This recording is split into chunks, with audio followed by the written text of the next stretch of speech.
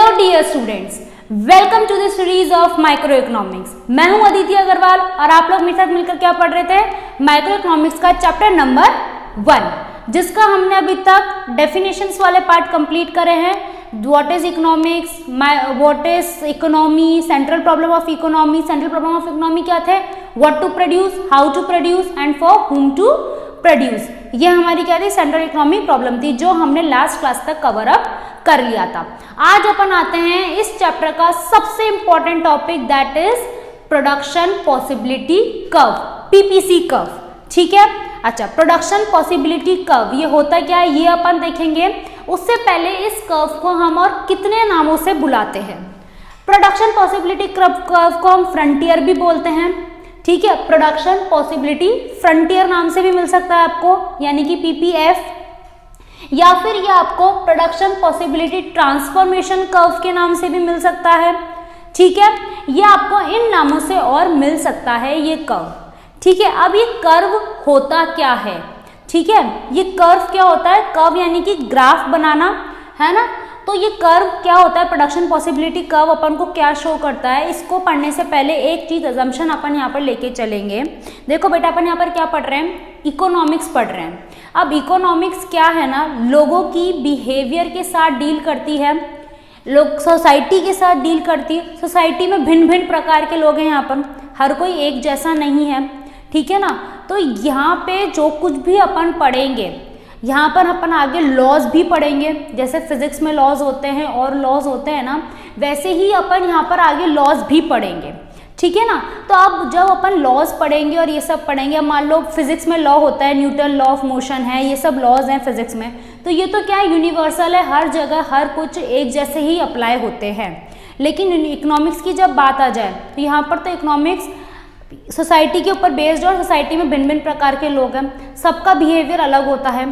तो यहाँ पर इकोनॉमिक्स में अपन जब भी कुछ लॉज पढ़ेंगे या कुछ भी पढ़ेंगे ना, तो अपन उसके साथ अजम्पशंस लेके चलेंगे कि भाई अगर ये अजम्पशंस हैं तभी ये लॉ अप्लाई होगा, अदरवाइज ये लॉ अप्लाई नहीं होगा।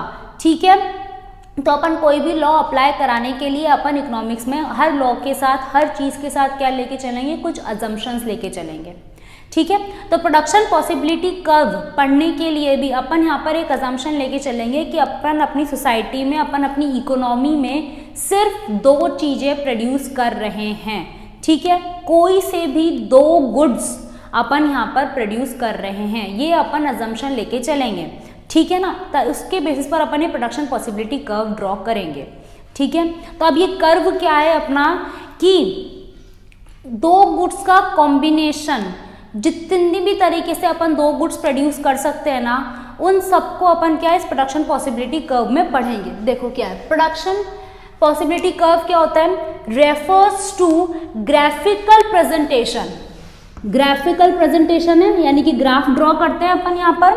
ठीक है, of possible combination of 2 goods, 2 goods के सारे पॉसिबल कॉम्बिनेशन, ठीक है, which can be produced with the given resources and technology। ठीक है ना, हमारी सोसाइटी में जो हमारे पास अभी रिसोर्सेज दे रखे हैं और जो अभी टेक्नोलॉजी दे रखी है, जो अभी हमारे पास अवेलेबल है, सोसाइटी के अंदर जो रिसोर्सेज हैं और जो टेक्नोलॉजीज हैं, उनकी मदद से अपन इन 2 गुड्स के कितने कॉम्बिनेशंस, किस किस तरीके से अपन इन 2 गुड्स को प्रोड्यूस कर सकते हैं, वो सारे अपन यहाँ पर इस प्रोडक्शन पॉसिबिलिटी कर्व में देखेंगे। ठीक है, अभी इस कर्व को तुम और ज़्यादा अच्छे से समझोगे जब अपन डायग्राम बनाकर करेंगे। ठीक है ना, यहाँ पर क्या है, अपन ऐसे ऐसे कॉम्बिनेशंस देखते हैं। जैसे मान लो अपन अजम्पशन लेके चलो कि अपन सिर्फ अपनी सोसाइटी में ब्रेड और मिल्क प्रोड्यूस कर रहे हैं। ठीक है ना, ब्रेड और मिल्क अपन अपनी सोसाइटी में प्रोड्यूस कर रहे हैं। ठीक है, तो अब देखो यहाँ पर क्या है ना, मान लो अपन 3 क्वांटिटी ब्रेड और 2 क्वांटिटी मिल्क प्रोड्यूस कर रहे हैं, या फिर 4 क्वांटिटी और 5 क्वांटिटी प्रोड्यूस कर रहे हैं, या फिर 2 और 3। तो ये क्या कॉम्बिनेशंस बन रहे हैं। ठीक है ना, कॉम्बिनेशन 1, कॉम्बिनेशन 2, कॉम्बिनेशन 3, ये क्या बन रहे हैं? कॉम्बिनेशंस बन रहे हैं। तो ऐसे बहुत सारे कॉम्बिनेशंस जो इन दो गुड्स को लेके बन सकते हैं वो सब अपन कॉम्बिनेशन उस कर्व के अंदर पढ़ेंगे, ठीक है ना। जो जो सारे कॉम्बिनेशंस अपन इन दो गुड्स में पढ़ सकते हैं वो अपन इस कर्व में पढ़ेंगे, और ज़्यादा अच्छे से समझ में आएगा जब अपन इसका ग्राफ ड्रॉ करेंगे, ठीक है। फिर अपन आते हैं अपॉर्चुनिटी कॉस्ट। अपॉर्चुनिटी कॉस्ट क्या होती है, देखो इसको अपन पहले एक एग्जांपल से समझते हैं। अपन ने 5,000 रुपये वाला एग्जांपल लिया था जो आप लोगों को पैसे मिले थे, तो उसमें आप लोगों ने क्या करा, सिलेक्शन करा। आपने सिलेक्शन करा कि आपको कपड़े और पटाखे खरीदने हैं। आपने दिवाली की पार्टी को क्या करा, छोड़ा। आपने दिवाली की पार्टी छोड़ी, आपने अपना फ़ोन छोड़ा, ये सब छोड़ा आपने, तब जाके आपको क्या मिला, आपको अपने कपड़े और पटाखे मिले। ऐसे ही तो वो जो कपड़े और जो आपने चीज़ छोड़ी थी, फ़ोन और अपना जो आपने फ़ोन छोड़ा, ठीक है ना। अगर आप कपड़े और पटाखे नहीं लेते तो आपका था कि डेफिनेटली मैं अपना फ़ोन लूँगा फिर तो, ठीक है ना। तो जो फ़ोन आपने छोड़ा, फ़ोन का जो आपने सेक्रीफाइस करा कपड़े और पटाखे खरीदने के लिए, वो फ़ोन क्या हो गया आपकी, उस फ़ोन की जो कॉस्ट थी वो आपकी क्या बन गई, अपॉर्चुनिटी कॉस्ट, ठीक है। फॉर एग्जाम्पल, अच्छा एक एग्जाम्पल और लो। अगर मान लो आप लोग आपको आपकी जॉब लगती है, आप पढ़ लिख के बड़े अच्छे कुछ डिग्री विग्री हासिल कर ली कहीं से और आपकी जॉब लगती है, ठीक है ना। अब आपके पास जॉब के 3 ऑप्शंस आते हैं। एक जॉब लगती है 80,000 की, एक जॉब लगती है 60 की और एक लगती है 55 की, ठीक है। तो आपने क्या चूज़ करा, आपने 80,000 वाली जॉब आपने चूज़ करी। अब जब आपने 80,000 वाली जॉब चूज़ करी तो इसके बाद नेक्स्ट बेस्ट ऑप्शन आपके पास क्या था, 60,000 वाली जॉब थी। अब 80,000 वाली जॉब के लिए आपने 60,000 वाली जॉब को क्या करा, सेक्रीफाइस करा या छोड़ा, ठीक है। तो ये 60,000 आपकी क्या बन गई, अपॉर्चुनिटी कॉस्ट। भाई आपके पास ये भी एक अपॉर्चुनिटी थी ना, 60,000 वाली जॉब लेना भी आपके लिए एक अपॉर्चुनिटी थी जो आपने छोड़ दी 80,000 वाली जॉब के लिए। तो ये क्या बन गई, हमारी अपॉर्चुनिटी कॉस्ट बन गई। भाई ये कीमत हमने चुकाई है तुम्हारी जॉब लेने के लिए, ठीक है ना। तो 80,000 वाली जॉब लेने के लिए हमें 60,000 की कीमत चुकानी पड़ी, हमें 60,000 रुपये वाली नौकरी खोनी पड़ी। तो ये क्या थी, हमारी अपॉर्चुनिटी कॉस्ट थी, ठीक है। तो ये चीज़ समझ में आई, अपॉर्चुनिटी कॉस्ट क्या होती है ना। अपॉर्चुनिटी कॉस्ट क्या है, देखो opportunity cost is the cost of next best alternative. 60,000 क्या था, नेक्स्ट बेस्ट ऑल्टरनेटिव था, next best alternative foregone. Next best alternative हमने जो फॉरगॉन करा वो क्या है, हमारी अपॉर्चुनिटी कॉस्ट हो गई, ठीक है ना। समझ में आया। चलो अब अपन आते हैं नेक्स्ट चीज पर, दैट इज मार्जिनल कॉस्ट, ठीक है। मार्जिनल कॉस्ट क्या होती है, देखो सबसे पहले तो मार्जिनल वर्ड क्या होता है। मार्जिनल वर्ड होता है 1 एक्स्ट्रा यूनिट। मार्जिनल का मतलब होता है, मार्जिनल जो है ना ये अपना, मार्जिनल का मतलब होता है 1 एक्स्ट्रा यूनिट, ठीक है ना।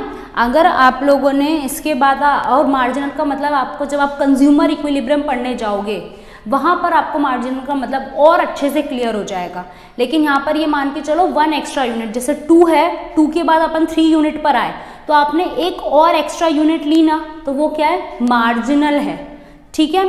3 से आप 4 पर आए तो एक और यूनिट आपने ली तो वो क्या हो गई, मार्जिनल हो गई। एक जो यूनिट आपने और ली ना वो क्या है, मार्जिनल, ठीक है, 1 एक्स्ट्रा यूनिट। अब अपने पास आती है मार्जिनल कॉस्ट क्या है। अपॉर्चुनिटी कॉस्ट अपन ने पढ़ी, उसी से रिलेटेड है मार्जिनल कॉस्ट, ठीक है। It refers to the number of units of commodity, it refers to number of unit of commodity sacrifice to give 1 additional unit of other commodity. देखो अगर मान लो अपन यहाँ पर क्या लेके चल रहे हैं कि अपन यहाँ पर 2 गुड्स ही प्रोड्यूस कर रहे हैं, ठीक है। अपन ये अज्यूम करके चल रहे हैं और अपन 2 गुड्स क्या प्रोड्यूस कर रहे हैं, bread and butter, sorry bread और मिल्क लेके चल रहे हैं अपन। यही 2 गुड्स अपन अपनी इकोनॉमी में प्रोड्यूस कर रहे हैं, ठीक है ना। अब अपन ब्रेड की मान लो 7 यूनिट ले रहे हैं और मिल्क की 2 यूनिट ही प्रोड्यूस कर रहे हैं।